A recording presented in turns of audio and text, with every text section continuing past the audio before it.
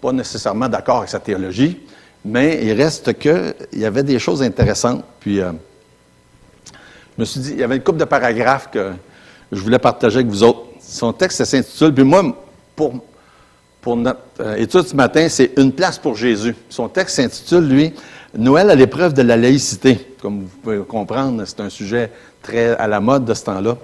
Dans une société laïcisée, qui ou quoi fête-t-on à Noël? La question ne se posait pas au temps de la chrétienté. Pour tout le monde, c'était la naissance de Jésus à Bethléem. Aujourd'hui, elle se pose et aucune réponse ne fait consensus. Pour ma part, afin d'y voir plus clair, j'ai demandé à mes amis Facebook de me dire en quelques mots ce qu'est Noël pour la majorité des gens. Leur réponse la plus courante a été « C'est un rassemblement de famille où l'on donne des cadeaux aux enfants ». À mon avis, c'est le sens que plus ou moins consciemment, le plus grand nombre de gens donnent à Noël. Beaucoup sont en désaccord avec cette signification qui maintient un lien avec un passé où tout le Québec fêtait l'enfant Jésus. C'est pour eux inacceptable. Maintenant, à Noël, disent-ils, on gomme tout du passé et on recommence à zéro. La question qui se pose est donc de savoir quel lien il y a entre un Noël laïque et un Noël chrétien. Qu'est-ce que le premier retient du deuxième? Quelle part l'héritage accepte-t-il de lui? Dans certaines familles, ce reste d'héritage est perverti. Ce n'est pas Dieu qui devient enfant, c'est l'enfant qui devient un Dieu. Ayant été l'enfant roi toute l'année, il a besoin que Noël fasse une différence ascendante qui le promue Dieu. De fait, il règne en matière incontestée sur la maison. Ses volontés sont sacrées, si arbitraires ou fantaisistes soient-elles. Et c'est avec une insouciance joyeuse qu'il assiste aux vicissitudes du monde. Ce qu'on lui offre, ce ne sont pas des cadeaux, c'est un dû, un tribut dont il a fixé le prix, encouragé par la publicité. Il avait donné à ses parents la liste de ce qu'ils voulaient recevoir à Noël. Se soumettant à la tyrannie de cadeaux dignes d'un Dieu, les parents n'ont qu'un goût relatif de fêter, d'autant qu'ils ont dû faire des préparatifs souvent éreintants les jours précédents. Je connais des parents qui détestent Noël et qui craignent de moins aimer leurs enfants. Heureusement, ce qui reste de l'héritage du Noël de la chrétienté connaît un meilleur sort dans beaucoup de familles. La foi en un Dieu devenu enfant trouve un écho fidèle chez des parents qui deviennent des enfants alors qu'ils étaient aux yeux des petits des dieux tout-puissants. J'ai trouvé ça tellement bien dit, ce texte-là, que je me suis dit, il faut que je le partage avec vous autres. C'est une réflexion intéressante sur le sens de Noël. Puis c'est une réflexion qu'on fait, en tout cas que moi je fais régulièrement à ce temps-ci de l'année. Qu'est-ce qu'on fête justement le 25 décembre? Et pourquoi est-ce qu'on fête Noël rendu ce temps-ci de l'année? Parce qu'on sait que le 25 décembre, c'est des conversations qu'on a souvent. J'ai eu ça justement la semaine dernière avec quelqu'un. C'est une date fictive qui date du temps de Constantin, où est-ce qu'on a voulu, parce qu'il y avait déjà une fête païenne à ce temps-là de l'année, la fête du solstice d'hiver, dire, bon, ben on va chrétianiser cette fête-là. Et donc, on s'est mis à célébrer la naissance de Jésus le 25 décembre. Et c'est pas la date qui est importante dans ce sens-là. On est conscient que c'est pas ça nécessairement, c'est pas la date de la naissance de Jésus, mais il reste que c'est une fête qui est devenue très importante dans la chrétienté. Mais c'est vrai que ça l'a changé beaucoup. Et particulièrement depuis quelques années, en cause de cette poussée vers la laïcité qui existe au Québec, puis aussi dans beaucoup d'autres endroits dans le monde. D'ailleurs, je ne sais pas si vous avez entendu cette version-là, que lorsque le premier ministre Legault avait décrété qu'on pourrait fêter Noël cette année, il y a eu toute une levée de boucliers de différentes régions ou différents arrière-plans. Puis un arrière-plan, pourquoi les gens n'étaient pas en faveur de ça, c'était le côté, par exemple, des musulmans, où est-ce qu'ils ont dit, bien, on n'a pas eu le droit de fêter le Ramadan, pourquoi est-ce que Noël, donc, ça ne serait pas égal dans une société qui est supposée d'être laïque, ainsi de suite. Fait que ça, c'était une des raisons, peut-être probablement pas la seule, mais une des raisons pourquoi ils sont revenus en arrière. Maintenant, en réfléchissant là-dessus, je suis tombé aussi sur un autre article pour voir que c'est loin d'être unique au Québec, ça, cette idée-là de complètement là, enlever, c'est rendu, on doit enlever le mot, par exemple en anglais, Noël c'est Christmas, puis il y a le mot Christ dedans ça. Et là, on enlève le Christ dedans le mot Christmas, on met un X en avant. Imaginez, parce que là, il ne faut pas mentionner Christ dans la fête de Noël. C'est un non-sens quand on pense à ça. Mais je lisais un article, même dans des régions où normalement la chrétienté a beaucoup plus d'influence, comme quelque chose qui se passait en Caroline du Nord, où est-ce que Caroline du Nord, ça fait partie de ce qui est appelé aux États-Unis la Bible Belt. Ça veut dire la région où ce que la Bible a beaucoup d'importance. Bon, je traduis ça très, très librement, là. Mais il y avait dans une coop d'habitation, une famille qui avait mis une croix avec des guirlandes pour la fête de Noël, puis ils se sont fait amener en cours par l'association des propriétaires en disant que la croix ne pouvait pas être un symbole de Noël. Là, je lisais ça, je me dis, voyons, aux États-Unis, tout se règle en cours, là, mais ils s'étaient fait amener en cours par l'association des propriétaires de la coopérative. Puis eux, ils avaient argumenté, ben oui, la croix peut être un symbole de Noël. Puis là, ça m'a fait réfléchir sur ce sujet-là. Hein? Oui, est-ce que la croix est un symbole de Noël? Ben, peut-être pas de Noël comme tel, mais de la naissance de Jésus. Certainement que la croix est associée à la naissance de Jésus. Et ça ramène à cette question-là du début. À Noël, qu'est-ce qu'on fait? Les enfants, les cadeaux, la famille, la naissance de Jésus. J'ai souvent dit, quand on jasait avec un ou un autre, pour moi, la fête de Noël, c'est deux choses distinctes. C'est une fête de famille, parce qu'on donne des cadeaux, mais c'est aussi la célébration de la naissance de Jésus. Pour moi, je parle. Puis peut-être que chacun aurait une manière différente de l'expliquer. Mais clairement, même s'il y a un arrière-plan païen, puis je sais que dans certains milieux chrétiens, je pense, Jérémie me contait en République dominicaine, les églises célèbrent, les chrétiens ne célèbrent pas Noël beaucoup là-bas. Et ça arrive dans certaines cultures, on dit, c'est une fête originairement païenne, on ne veut pas célébrer tout Noël. Mais moi, je me dis, puisque le monde s'arrête, puis même à l'époque de la laïcité comme aujourd'hui, on a encore la liberté de parler Jésus au temps de Noël, aussi bien le faire. Hein? Pourquoi se priver d'une si belle occasion de mentionner l'événement le plus important marquant de l'histoire, la naissance de Jésus? Puis si on parle de Jésus, puis si on parle de sa naissance, bien oui, il faut parler de sa mort, puis il faut parler de la croix. 1 Timothée chapitre 1, verset 15 dit ceci: « C'est une parole certaine et entièrement digne d'être reçue, que Jésus-Christ est venu dans le monde pour sauver les pécheurs, dont je suis le premier. » Et ce que Paul est en train de dire dans 1 Timothée, là, il dit la raison première, principale, pourquoi Jésus est venu dans le monde, c'est pour mourir. Parce que c'est ça qu'il dit. Jésus est venu dans le monde pour sauver des pécheurs. Il est venu dans le monde pour mourir. Fait que quand on parle de la naissance de Jésus, bien oui, il faut parler de sa mort aussi. Parce que c'est la raison de sa naissance, c'est sa mort. Quand on raconte le récit de la naissance de Jésus qu'on aime à raconter à ce moment-ci de l'année dans les célébrations, on va faire souvent référence dans Luc chapitre 2, quand les bergers sont venus annoncer sa naissance.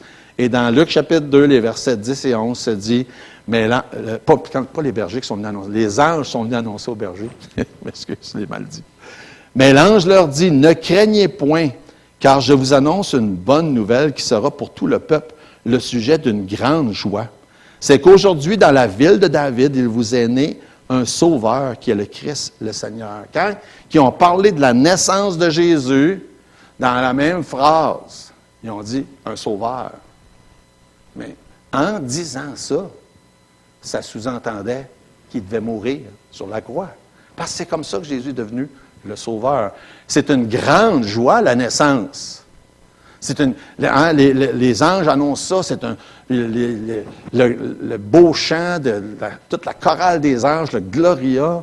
Oui, quel moment glorieux, la naissance mais sa naissance ne serait pas aussi glorieuse si ce n'était pas dans le but de mourir sur la croix comme Jésus l'a fait. Et toujours dans l'histoire de la naissance de Jésus, plusieurs connaissaient ce détail-là, puis c'est raconté toujours à chaque fois, lorsque, à cause d'un recensement, chacun devait retourner dans leur ville d'origine, et puis là, Marie puis Joseph partent puis s'en vont vers Bethléem, même s'ils sont de la ville de Nazareth, et c'est la ville d'origine. Et ils s'en vont, puis Marie est enceinte, sur le point d'accoucher. Et puis là, quand ils arrivent à Bethléem, il y a plein de monde, puis il n'y a pas beaucoup de place dans les différentes places où il y aurait pu avoir des invités. Et qu'est-ce qu'ils se font dire? Ils se font dire, il n'y en a plus de place. Il n'y a plus de place. Et Jésus, le roi du monde, Jésus, le Messie, lui qui, dans les circonstances appropriées, serait né dans l'opulence, dans le luxe, hein, dans un palais, c'est ce que ça serait supposé, un roi. Mais il vient au monde dans une grange, dans une étable. Ce qui est, en comparaison, la place la plus basse qu'il ne pouvait pas y avoir. Est très, très, très loin de ce qui est digne d'un roi normalement. Pourquoi? Il n'y avait pas de place pour lui, cette fois-là. Et c'est cette idée-là, puis ce thème-là, ce sujet-là, du fait que quand Jésus vient au monde, il n'y a pas de place pour lui, c'est une image, c'est une illustration de la réalité de ce qui se passe depuis le tout début. Il y a beaucoup de gens, puis la plupart des gens n'ont pas de place pour Jésus dans leur vie. Et c'est une image de ça, c'est une illustration de ça. Et il n'y a pas de place pour Jésus quand il vient au monde. Et pourtant, Jésus est le personnage central de l'histoire de l'humanité. C'est quelque chose quand on se met à penser à ça. Quand certains vont dire « Ah, Jésus, c'est juste un prophète comme les autres. Hein, » puis il y en a qui disent ça. Jésus, c'est pas juste un prophète comme les autres. Y a-t-il quelqu'un d'autre dans le monde que le temps est calculé d'après lui? Hein? Ça vous déjà pensé à ça? Le simple fait que les années dans le monde entier sont calculées d'après la venue de Jésus dans le monde, avant Jésus puis après Jésus. C'est loin d'être un personnage comme un autre. C'est le personnage central. L'histoire du monde est divisée en rapport avec sa venue dans le monde. Ce qui s'est passé avant qu'il vienne dans le monde, puis ce qui s'est passé après qu'il est venu dans le monde. C'est vraiment... On ne peut pas comparer. Jésus ne peut pas être comparé avec aucune autre personne dans toute l'histoire. Mais pourtant, quand il vient au monde, il n'y avait pas de place pour lui. Et au travers de l'histoire, on se rend compte que ça se répète, ça. Il n'y a pas de place pour lui. Et comme Jésus l'a dit à ses disciples, et on a plusieurs semaines de suite, les mercredis, réfléchi avec Luc 24, où ce que Jésus dit, mais il fallait, hein, il dit, je vous l'ai déjà dit, je vous l'ai dit à plusieurs reprises, il fallait qu'il meure, qu'il souffre, puis qu'il ressuscite. Il fallait. Il le fallait pourquoi? Il fallait parce que, premièrement, parce que sans ça, il n'y avait aucun autre moyen de réconcilier le monde avec Dieu le Père. C'était la seule manière. Il fallait parce que les prophètes d'autrefois l'avaient annoncé. Donc, c'est pour ça qu'il dit, selon, ça est écrit dans la loi de Moïse, dans les prophètes et dans les psaumes. Il fallait que. Toute la Bible pointait de la Genèse jusqu'à le début des Évangiles, tout pointait dans cette direction-là. Il fallait que c'est de même que ça se passe. Et dans tous les chapitres ou dans tous les passages de l'Ancien Testament, probablement celui qui est le plus explicite, le plus clair, qui dirige le plus étroitement vers ça, c'est justement dans le livre d'Ésaïe, et c'est dans le chapitre 53.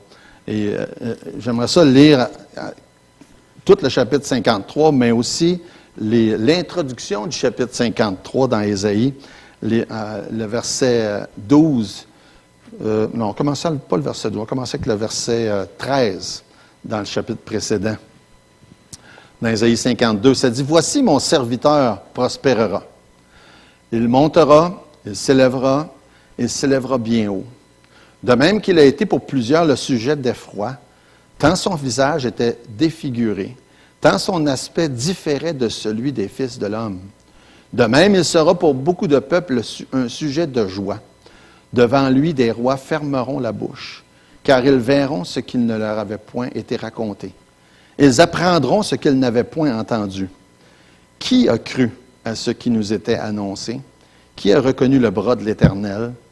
Il s'est élevé devant lui comme une faible plante, comme un rejeton qui sort d'une terre desséchée.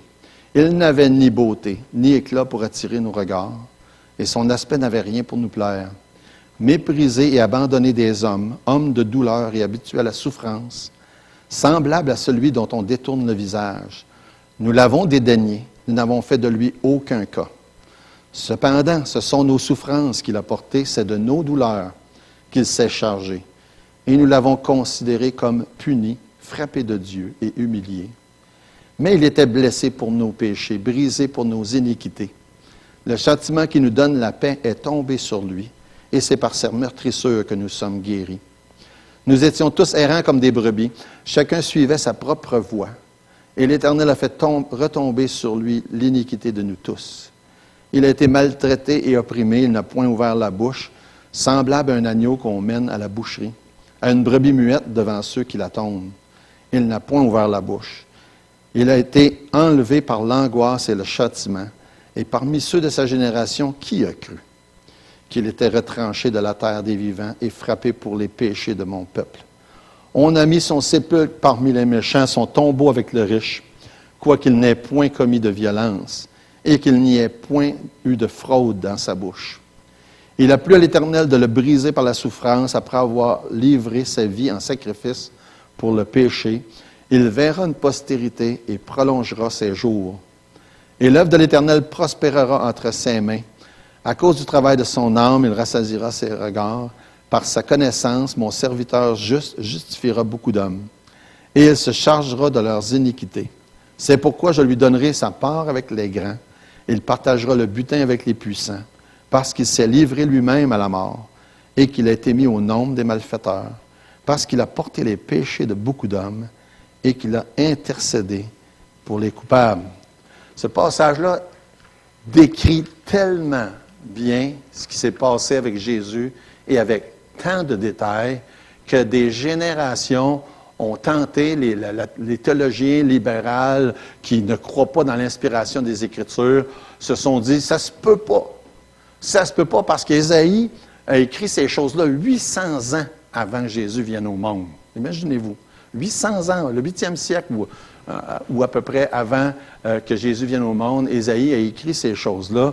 Et les gens, les théologiens par la suite ont dit, pour moi, il doit y avoir eu une autre personne qui a écrit ces parties-là, puis ils ont inventé l'idée, ils ont concocté une idée qu'il y a eu plusieurs auteurs différents du livre d'Ésaïe. Et qu'il y avait un auteur qui a écrit après la naissance de Jésus, après sa mort, ces détails-là. Imaginez, il faut avoir beaucoup d'imagination, là. Tout ça parce qu'ils ne croyaient pas. Et même dans la culture juive, on a mis au rencard Ésaïe 53 dans bien des situations où est-ce qu'on omettait de lire le chapitre 53 parce que ça décrivait trop clairement Jésus. Et pour eux, bien, ça ne pouvait pas cadrer avec qu'est-ce qu'ils croient. Mais comme Jésus l'a dit dans Luc chapitre 24, il dit, il fallait que je meure. C'est ça que Jésus dit. Il fallait que je souffre, il fallait que je meure. Pourquoi? Parce que c'est ça que ça disait dans tout le reste de la Bible. Il n'y avait pas aucun autre moyen. Il fallait que Jésus naisse, il fallait qu'il souffre, il fallait qu'il meure, il fallait qu'il ressuscite, et il fallait que ça soit annoncé. Et ce l'est encore aujourd'hui, 2000 ans plus tard. Et même si, lorsque Jésus vient au monde, la nation juive, à cette époque-là, il attendait le Messie. Vous savez ça. Il attendait le Messie. Et même s'il l'attendait, Même si Ésaïe et les autres prophètes avaient prédit si clairement ce qui était pour se passer, même si les anges sont venus l'annoncer la nuit même où il est venu au monde, au berger, et puis avec tout ce qui est venu avec, même si Jean-Baptiste, quand il l'a présenté, il a dit, c'est lui l'agneau de Dieu qui enlève les péchés du monde. Même si Jésus a fait des miracles que seul le Messie était supposé de faire, eh bien, quand il est venu dans le monde, il n'y avait pas de place pour lui. Il n'y avait pas de place pour lui à l'hôtellerie. Il n'y avait pas de place pour lui, les dirigeants de l'époque. Quand c'est venu le temps, puis Jésus le dit, il dit, le royaume est venu vers vous, mais vous l'avez refusé. Ils ont refusé Jésus, ils ont refusé le Messie. Et quand ça a venu le temps qu'il soit condamné, puis que là, on a proposé de libérer un autre à la place, de libérer Jésus à la place d'un autre, ils ont dit, non, c'est pas l'autre. C'est pas Jésus que tu vas libérer. Libère Barabbas. Jésus, crucifie-le. Il n'y avait pas de place dans leur vie pour Jésus. Et aujourd'hui, la question se pose. En ce 20 décembre 2020, est-ce qu'il y a de la place pour Jésus dans ta vie? Et à chaque personne qu'on a l'occasion de parler, cette question-là se pose. Est-ce qu'il y a de la place pour Jésus dans ta vie aujourd'hui? Et c'est la question la plus importante. Jésus est né il y a à peu près 2000 ans, il est né pour mourir. Et les gens se donnent toutes sortes d'excuses pour ne pas trouver de place pour Jésus dans leur vie. Je termine avec une autre petite histoire, une anecdote qui se passe il y a à peu près une centaine d'années, en 1926, à une époque où les préjugés raciaux existaient comme ça existe aujourd'hui, mais où est-ce que ça existait beaucoup plus ouvertement dans plusieurs institutions. Et une dame qui venait de la région de Chicago, s'en va vers le sud des États-Unis, reste pris en panne et s'en va dans un hôtel pour louer une chambre pour la nuit. Son nom, c'est une Madame Goldstein. Et à cette époque-là, comme peut-être vous le savez, il n'y avait pas seulement que de la ségrégation raciale entre les Noirs et les Blancs, mais aussi envers les Juifs. C'était vraiment quelque chose de très commun. Et dans cette institution-là, dans cet hôtel-là, eh bien, on n'avait pas de place pour les Juifs. Et donc, elle vient pour louer une chambre, puis on n'est peut-être pas aussi familier que ça ici que dans certains autres endroits, mais le nom Goldstein, là, je ne sais pas si pour vous ça dit ça, là, mais ça veut dire que c'est un Juif. c'est des noms très, très typiquement juifs. Et cette dame-là, vient, elle veut louer une chambre. C'est quoi votre nom, Madame Goldstein? M'excuse, madame, il n'y a pas de place. À peu près au même moment où est-ce que le commis lui dit il n'y a pas de place, elle voit quelqu'un à côté en train de quitter sa facture puis de s'en aller. Elle dit, formidable, il y a une chambre qui vient de se libérer là. Ce monsieur-là vient de quitter. Madame, je m'excuse, mais c'est parce qu'on n'accepte pas les Juifs ici. Fait qu'elle a dit, moi, je ne suis pas juive, je me suis converti, je suis catholique. Elle dit, j'ai de la misère à croire ça. Je vais vous poser quelques questions. C'est qui le Fils de Dieu? C'est Jésus. C'est quoi le nom de sa mère? C'est Marie. Où est-ce qu'il est né? Dans une étable. Pourquoi est-ce qu'il est né dans une étable? Parce qu'il y avait une espèce d'hôtelier qui ne voulait pas louer une chambre à une femme juive.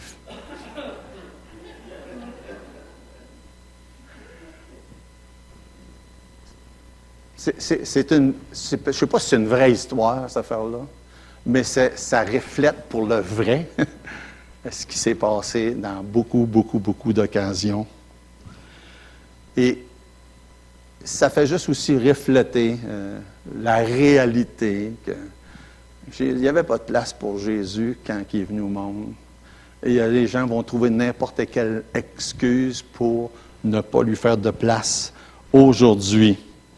Et la question, c'est quelle place a Jésus pour toi aujourd'hui?